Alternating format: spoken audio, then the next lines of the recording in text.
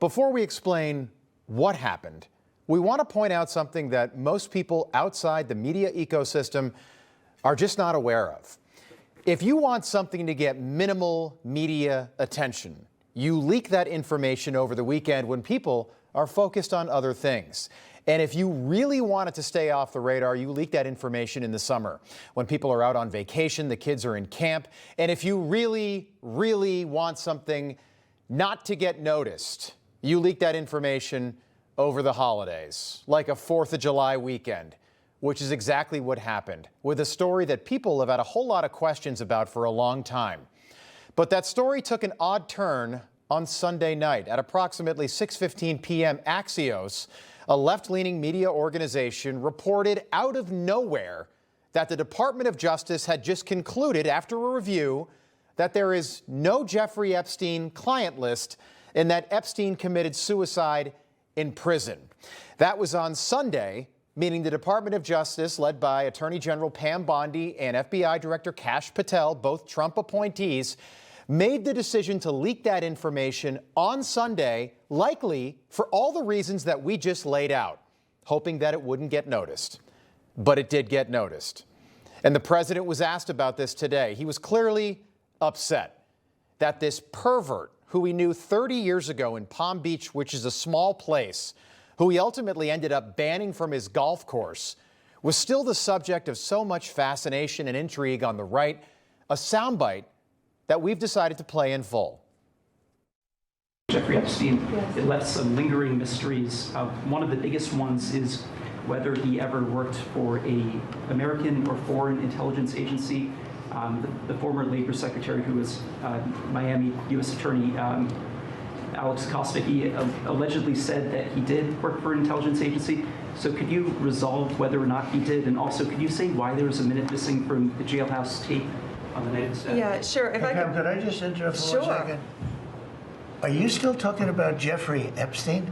This guy's been talked about for years. You're asking, we have Texas, we have this, we have all of the things. And are people still talking about this guy, this creep? That is unbelievable. Do you want to waste the time, and do you feel like answering? I don't mind answering. I mean, I can't believe you're asking a question on Epstein at a time like this, where we're having some of the greatest success and also tragedy with what happened in Texas. You might remember last month Elon Musk tweeted that Donald Trump was on the Epstein client list, which is why it hasn't been released. And some people believed that. But let me ask you this. If that were true, why didn't Joe Biden or Joe Biden's Department of Justice make that public? Why didn't Kamala Harris make that public? Why wouldn't Merrick Garland leak it to the same media that was just leaked to on Sunday night? It didn't happen because it's not true. Axios also reported that, quote, investigators found no incriminating client list and no credible evidence that Jeffrey Epstein blackmailed prominent individuals, and no evidence against uncharged third parties. And that's what this is all about. Who are those uncharged third parties?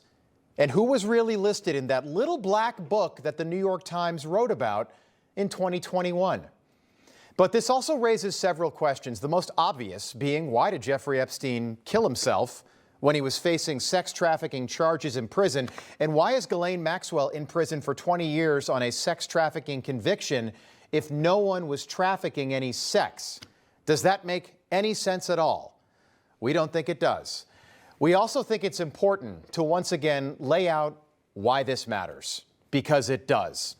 For the past decade, the name Jeffrey Epstein has floated in and out of the news cycle, and we are talking about this again tonight because Epstein died in prison before this case ever went to trial, meaning the hundreds of victims here that he was accused of trafficking and the people that he may have been trafficking them to will never face justice or even be named publicly. This never really goes away, does it, Sarah? I live every day in fear. I don't know where these people are. I don't know whether they're going to knock on my door, whether they're going to phone me, whether I'm going to get an email. Until they're arrested, I don't think I'll ever start to heal. That was an Epstein accuser, an Epstein victim. And according to multiple reports, famous people like Bill Clinton, flew on Jeffrey Epstein's private plane at least 26 times. Think about that. I've been married for more than 10 years. I don't think my wife and I have been on the same plane 26 times.